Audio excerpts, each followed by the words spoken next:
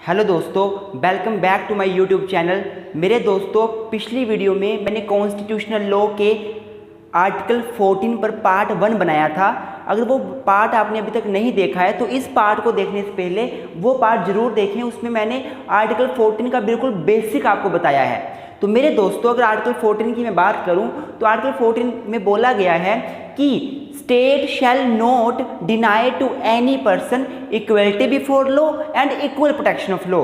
तो equality before law क्या होता है, कैसे ये नेगेटिव कंसेप्ट है, कौन सी कंट्री से ओरिजिन हुआ है, क्या इसकी हिस्ट्री रही है, ये मैंने पिछली वीडियो में बताया है। वैसे ही इक्वल प्रोटेक्शन ऑफ लॉज क्या होते हैं, इसके बारे में मैंने अच्छे से पिछली वीडियो में बताया है। तो लास्ट में मैंने आपको पिछली वीडियो में बताया था कि जो इक्वल प्रोटेक्शन ऑफ लॉज है उसके हिसाब से हमने इक्वल लॉज डिमांड करने हैं, हमने इक्वल ट्रीटमेंट डिमांड करना है। वो पॉजिटिव कंसेप्ट है।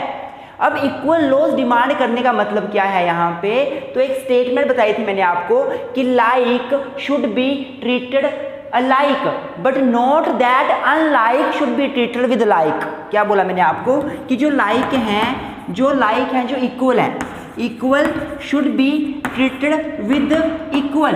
जो इक्वल हैं, जो लोग सेम इक्वलिटी पर हैं, उनको इक्वल लोगों के साथ इक्वलिटी लानी है, उनमें इक्वल ट्रीट करना है इक्वल लोगों को। लेकिन कुछ लोग अनइक्वल हैं, सोसाइटी में इक्वल लोगों से नीचे हैं, पिछड़े हैं, उनको हमने इक्वल के साथ ट्रीट नहीं करना है। उनके लिए अलग से लॉज बनाने हैं। इक्वलिटी लाने के लिए हमें स्पेशल लॉज बनाने पड़ सकते हैं। मैं आपको एग्जाम्पल देता हूँ। हमारी सोसाइटी में हमारा संविधान बना 1950 में लागू हुआ। उस टाइम ये था कि SC ST के लोग ज़्यादा पिछड़े हुए थे। तो क्या किया, जो जनरल कैटेगरी के जितने भी लोग थे उन सभी के लिए एक इक्वल लॉज बना दिए गए।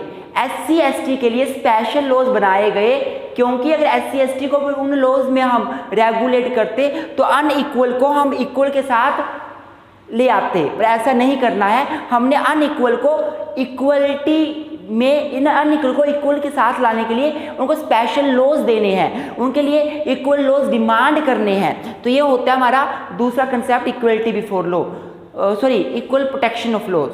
Equal protection of law. तो आज इसी को आगे बढ़ाएंगे मेरे दोस्तों।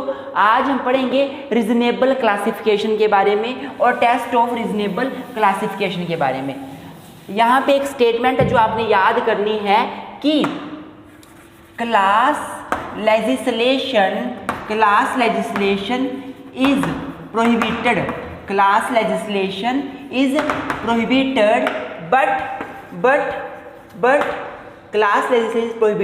but reasonable classification is permitted। मेरे दोस्तों को वीडियो अच्छी लग रही हो, समझ आ रहा हो तो प्लीज़ लाइक कर दें वीडियो को बिना टाइम वेस्ट किए। अभी लाइक कर दें, आपके लाइक से हमें बहुत मोटिवेशन मिलती है। लाइक अभी कर दें। चैनल को सब्सक्राइब नहीं किया है तो अभी सब्सक्राइब कर दें। तो एक आपने स्टेटमेंट याद रखनी है। यहाँ से एक स्टेटमेंट निकल के आती है, class legislation is prohibited. Class legislation prohibited है लेकिन रीजनेबल क्लासिफिकेशन परमिटेड है।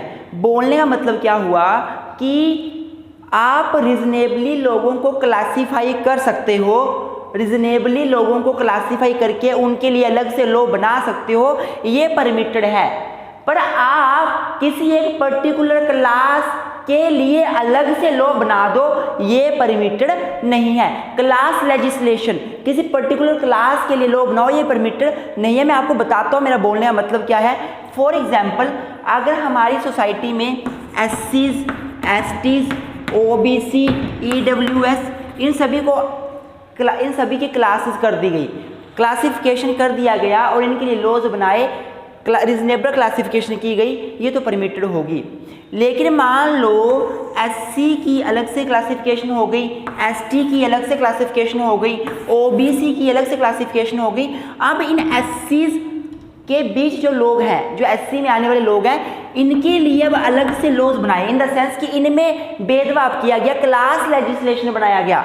SC कम्युनिटी इकट्ठी हो गई। अब SC कम्युनिटी में कुछ कम्युनिटी के अलग से लोग बना दिए, कुछ के अलग से। एससी कम्युनिटी में बहुत सारी कैटेगरीज आती हैं, बहुत सारी कास्ट आती हैं, कुछ कास्ट के अलग से लोग बना दिए, कुछ कास्ट के अलग से, ये परमिटेड नहीं होगा। क्लास लेजिस्लेशन, किसी पर्टिकुलर क्लास, जो क्लास है उसमें आप अलग से लॉ बनाओगे, उसमें आप भेदभाव कर दोगे, वो परमिटेड नहीं होगा।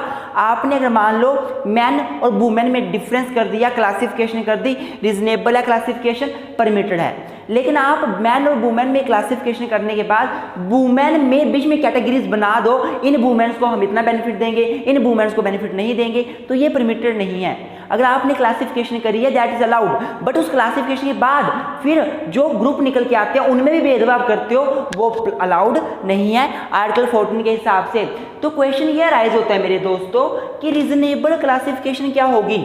यहाँ लिखा हुआ है कि भाई रीजनेबल क्लासिफिकेशन परमिटेड है, रीजनेबल क्लासिफिकेशन इज परमिटेड, पर क्वेश्चन ये राइज होता है कि रीजनेबल क्लासिफिकेशन क्या होगी। आइए जानते हैं about the test of reasonable classification, कि रीजनेबल क्लासिफिकेशन है या नहीं है, हम कैसे पता करेंगे, क्या टेस्ट होगा रीजनेबल क्लासिफिकेशन का। तो मेरे दोस्तों अगर मैं रीजनेबल क्लासिफिकेशन की बात करूं तो इसका टेस्ट काफ़ी टाइम से डेवलप हो रहा था। जैसे देश आज़ाद हुआ, सुप्रीम कोर्ट के पास लैंडमार्क केसेस आए, FN बलसारा वाला केस आया 1951 में, इसके अलावा बहुत से केसेस आए, उन केसेस में ये टेस्ट डेवलप होना शुरू हो गया था। पर बेसिकली जो ये टेस्ट दिया गया, एक सिस्टमैटिक मैनर में जो टेस्ट दिया गया, वो केस था एक Dalmia versus justice Tendulkar, RK Dalmia versus justice Tendulkar, RK Dalmia versus justice Tendulkar, ये केस हुआ था। इस केस में रीजनेबल क्लासिफिकेशन का टेस्ट दिया गया था। आपने कोई क्लासिफिकेशन की लोगों के बीच, वो रीजनेबल तब मानी जाएगी जब वो दो टेस्ट को का क्राइटेरिया फुलफिल करे। तो मेरे दोस्तों अगर मैं टेस्ट की बात करूं तो RK Dalmia versus justice Tendulkar में ये टेस्ट डेवलप हुआ रीजनेबल क्लासिफिकेशन का पता करने के लिए। क्या था टेस्ट? सबसे पहला टेस्ट था classification must be found on intangible differentia. जो क्लासिफिकेशन करोगे आप लोगों की, वो इंटेलिजिबल डिफरेंशिया के ऊपर बेस करनी चाहिए। मैं बताऊंगा सारी बातें होती क्या हैं। दूसरा, that the differentia must have a rational nexus to the object sought to be achieved by the statute. जो आपने डिफरेंस किया है, क्लासिफिकेशन की है, उसका क्लासिफिकेशन का, और जो आपने लॉ बनाया है उस लॉ के ऑब्जेक्ट का आपस में रीजनेबल नेक्सस होना चाहिए, रीजनेबल कनेक्शन होना चाहिए, आपस में लिंक होना चाहिए। अर्थात उस क्लासिफिकेशन को करने के बाद जो आपने कानून बनाया है पर्टिकुलर क्लासिफाइड लोगों के लिए, तो उस कानून को बनाने के पीछे उद्देश्य क्या था उसका, और जो क्लासिफिकेशन की है उसका आपस में एक रीजनेबल नेक्सस होना चाहिए, आपस में लिंक होना चाहिए। आइए डिस्कस करते हैं। सबसे पहले classification must be found on intangible डेफिनेशिया। तो मेरे दोस्तों सबसे पहला पॉइंट है कि एक क्लासिफिकेशन रीजनेबल क्लासिफिकेशन तब मानी जाएगी जब वो क्लासिफिकेशन इंटेंजिबल डिफरेंशिया पर बेस करेगी। इंटेंजिबल डिफरेंशिया का मतलब है इंटेलिजेंस पर बेस करेगी। क्लासिफिकेशन तो जैसे मर्जी कर दो। अगर मैं बात करूं, फॉर एग्जांपल मैं बात करूं क्लासिफिकेशन रीजनेबल, इसका मतलब है क्लासिफिकेशन रीजनेबल होनी चाहिए। मैं बात करूं इस सोसाइटी में, तो क्लासिफिकेशन कैसे कर सकते हैं हम लोगों की, मेल फीमेल, हम इसमें क्लासिफिकेशन कर सकते हैं। चाइल्ड एंड एज्ड, हम इसमें क्लासिफिकेशन कर सकते हैं। हम कर सकते हैं ब्लैक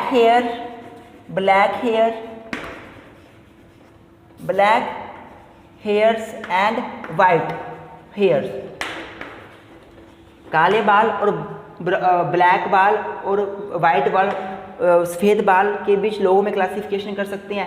पुअर रिच, इनमें क्लासिफिकेशन कर सकते हैं। ठीक है। Those who have many children more than one children and those who have only one children, इसमें क्लासिफिकेशन कर सकते हैं। क्लासिफिकेशन तो हम डिफरेंट पॉइंट्स पे कर सकते हैं। सोसाइटी में स्ट्रैटिफिकेशन कितने बेस पर पाया जाता है? कास्ट के बेस पर क्लासिफिकेशन कर सकते हो आप रिलीजन के बेस पर क्लासिफिकेशन कर सकते हो, मेल फीमेल लिंग के बेस पर, सेक्स के बेस पर क्लासिफिकेशन कर सकते हो, ब्लैक हेयर या व्हाइट हेयर इनके बेस पर क्लासिफिकेशन कर सकते हो, पुअर और रिच इसके बेस पे क्लासिफिकेशन कर सकते हो, एज्ड और जवान और चाइल्ड इसके बेस पे क्लासिफिकेशन कर सकते हो। लेकिन जो आपकी क्लासिफिकेशन होगी वो इंटेलिजिबल डिफरेंशिया पे बेस करनी चाहिए, इंटेलिजेंस पे बेस करनी चाहिए। आप इनमें देखो तो ब्लैक हेयर व्हाइट हेयर के क्या कोई क्लासिफिकेशन बनती है? ये इंटेलिजिबल डिफरेंशिया पर बेस नहीं करेगी, इसका कोई इंटेलिजेंट पर्सन इसमें क्लासीफाई नहीं करेगा। क्यों नहीं करेगा? आप कोई लॉ बना रहे हो, ये लॉ ब्लैक हेयर वाले के लिए है, क्यों? जो ब्लैक हेयर वाले हैं, वाइट हेयर जिनकी वाइट हेयर है वो अपने ब्लैक कर लेंगे मेहंदी से, कोई मतलब बना? कोई इंटेलिजेंस पर बेस नहीं करती है क्लासिफिकेशन। पहला पॉइंट है जो क्लासिफिकेशन की जाए उसका एक रीजन होना चाहिए, उसके पीछे एक स्ट्रॉन्ग एक आपका इंटेलिजेंस होना चाहिए, एक दिमाग लगा होना चाहिए। पुअर रिच इसमें क्लासिफिकेशन हो सकती है, ये लोग पुअर है ये लोग रिच है, ये मेल है ये फीमेल है, ये बच्चे हैं बड़े हैं, इनमें क्लासिफिकेशन हो सकती है। सबसे पहला है आपका कि क्लासिफिकेशन इंटेलिजेंस पे बेस करनी चाहिए और नॉन इंटेलिजेंस पे बेस नहीं करनी चाहिए। और दूसरा जो कंसेप्ट है, जो दूसरा टेस्ट है वो ये है कि जो डिफरेंशिया जो डिफरेंस है, जो आपने क्लासिफिकेशन कर दिया, जो डिफरेंशिया आपने लोगों को डिफरेंस जो लोगों का किया, it must have a rational nexus meaning connection, rational मतलब सही, इसका रैशनल कनेक्शन होना चाहिए with the object sought to be achieved with the statute. अब मेरी बात ध्यान से सुनना, एक एग्जाम्पल देने लगा हूँ, ध्यान से सुनना, आपको समझ आएगा ये क्या टॉपिक है। हमारे देश में SC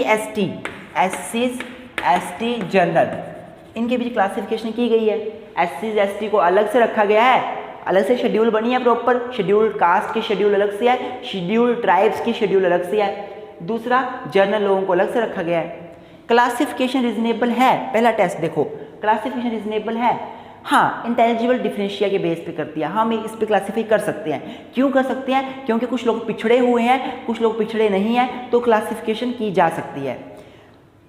अब मान लो एक हमारा लॉ बना SC ST prevention of atrocities act 1989, एक लॉ बना SC ST prevention of atrocities act 1989, और इस लॉ में बोला गया कि इस लॉ का जो उद्देश्य है वो SC ST कम्युनिटी को होने वाली एट्रोसिटीज से, अत्याचार से बचाना है।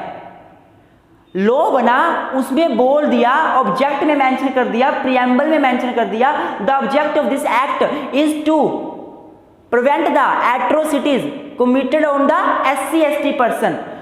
अब क्लासिफिकेशन की गई थी SC ST और जनरल के बीच, लॉ का ऑब्जेक्ट था SC ST को बचाना है किसी एट्रोसिटी से, तो दोनों का आपस में लिंक तो है।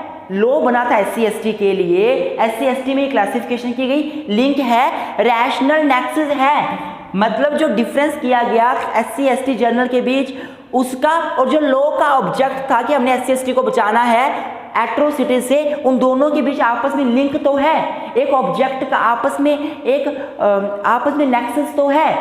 तो दिस इज सेकंड टेस्ट। मैं आपको एक और एग्जांपल देता हूं।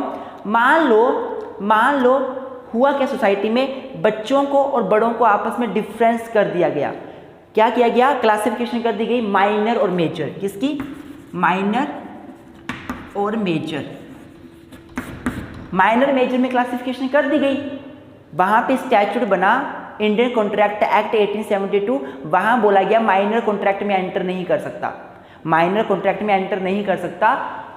अब माइनर और मेजर में क्लासिफिकेशन जो की गई है वो रैशनल क्लासिफिकेशन है, वो बिल्कुल एक इंटेलिजिबल डिफरेंशिया पे क्लासिफिकेशन बेस करती है। बिल्कुल सही बात है, कुछ माइनर लोग होते हैं, कुछ मेजर हैं, इंटेलिजेंस पे बेस करती है। क्लासिफिकेशन क्यों की गई? क्लासिफिकेशन क्यों की गई? ताकि जो मेजर है वो कॉन्ट्रैक्ट में एंटर कर सके, माइनर कॉन्ट्रैक्ट में एंटर ना कर सके, तो दोनों का आपस में लिंक बन तो रहा है। जो ऑब्जेक्ट हमने स्टैट्यूट से अचीव करना था और जो इंटेलिजिबल डिफरेंशिया किया गया, दोनों का आपस में नेक्सस तो है, कनेक्शन तो है। तो यही तो होता है दोनों टेस्ट में। आई होप आपको समझ आ रहा होगा। मैं आपको एक और एग्जांपल देता हूँ। मान लो एक क्लासिफिकेशन की गई, क्या क्लासिफिकेशन की गई? Black hair and white hair, black and white hairs के लोगों के बीच क्या कर दी गई? क्लासिफिकेशन कर दी। ये काले बालों वाले लोग हैं, ये वाइट बालों वाले लोग हैं, क्लासिफिकेशन कर दी गई। हुआ क्या कि लो क्या बना कि एज्ड लोगों को हमने पेंशन देनी है, एज्ड लोगों को हमने पेंशन देनी है। जो लोग 50 साल से ऊपर की उम्र के हैं या 60 साल से ऊपर की उम्र के हैं, उनको हम वृद्ध पेंशन देंगे, बुढ़ापा पेंशन देंगे। लो का ऑब्जेक्ट था कि बूढ़ों को पेंशन देनी है, क्लासिफिकेशन आपने कर दिया ब्लैक हेयर वाइट हेयर, ये सोच के कि वाइट हेयर वाले बूढ़े होंगे, ब्लैक हेयर वाले जवान होंगे। क्या ये क्लासिफिकेशन रीजनेबल है? पहली बात, ये क्लासिफिकेशन इंटेलिजिबल डेफिनेशन के ऊपर बेस ही नहीं करती। दूसरा, इसका जो ये आपने क्लासिफिकेशन की, इस क्लासिफिकेशन का और जो स्टैट्यूट था बुढ़ापा पेंशन वाला, उसका आपस में कोई ऑब्जेक्ट के साथ लिंक नहीं कर रहा। आई होप आपको समझ आ रहा होगा। मैं आपको एक और एग्जांपल देता हूँ। हमारी सोसाइटी में क्लासिफिकेशन की गई मेल फीमेल। लॉ बना domestic violence act 2005 for preventing the domestic violence on the women. Classification की गई वुमेन और मैन के बीच, लॉ बना वुमेन को हमें डोमेस्टिक वायलेंस से बचाना है, दोनों का आपस में कनेक्शन है ना। लॉ का ऑब्जेक्ट क्या है? वुमेन को बचाना। क्लासिफिकेशन किसमें की गई? मैन और वुमेन में। वुमेन को बचाना, वुमेन मैन में क्लासिफिकेशन की गई, दोनों का आपस में रीजनेबल लिंक तो है। This is about the reasonable classification. I hope आपको ये टेस्ट ऑफ रीजनेबल क्लासिफिकेशन समझ आया होगा। मेरे दोस्तों, अगर टेस्ट ये अच्छा लगा हो, आपको ये वीडियो समझ आई हो, तो प्लीज़ वीडियो चैनल को जरूर लाइक कर दें, मेरे वीडियो को जरूर लाइक करें, चैनल को सब्सक्राइब करना ना भूलें। अपनी सपोर्ट हमें ऐसे देते रहें और हमें हमारे जो अपना फीडबैक दे कमेंट जरूर किया करें। आप लोग कमेंट बिल्कुल भी नहीं करते हो। आप कमेंट में हमें अप्रिशिएट कर सकते हो, हमें हमारी कमियां बता सकते हो। प्लीज़ हमें अपने फैमिली मेम्बर समझें, हमें अपने भाई समझें, हमें अपने दोस्त समझें, अपने फ्रेंड समझें। आप कुछ भी हमें समझ सकते हैं, अपने गुरु समझें, अपने टीचर समझें, लेकिन प्लीज़ हमें कोऑपरेट करें और हमें आप हर संभव सहायता प्रदान करें। Thank you very much for keep supporting us. ऐसे हमारे साथ बने रहें। तो ये दूसरा पार्ट था। आई होप आपको ये समझ आया होगा। इसके अलावा आर्टिकल 14 में एक dynamic concept of article equality का आता है। वो हम लोग, मैं आपको अभी बता देता हूँ कि एक केस हुआ था। एक केस था ER अयोप्पा वाला केस, स्टेट ऑफ तमिलनाडु का। ER Royappa versus state of Tamil Nadu. इस केस में इक्वलिटी का डायनामिक कंसेप्ट दिया था। इस केस में बोला था कि इक्वलिटी एक ऐसा कंसेप्ट है जो डायनामिक है, चेंज हो रहा है। इक्वलिटी का कंसेप्ट चेंज हो रहा है, स्टैटिक नहीं है। आप इक्वलिटी कंसेप्ट को कन्फाइंड, क्रिप्ड, कंबाइंड नहीं कर सकते, कंसाइज नहीं कर सकते। इक्वलिटी बहुत बड़ा कंसेप्ट है और लगातार फैलने वाला कंसेप्ट है। ये इस केस में बोलता है ER Europa versus state of Tamil Nadu. मैं डिस्क्रिप्शन में केस का नाम भी लिख के डाल दूंगा। Thank you student, thank you very much for keep supporting us.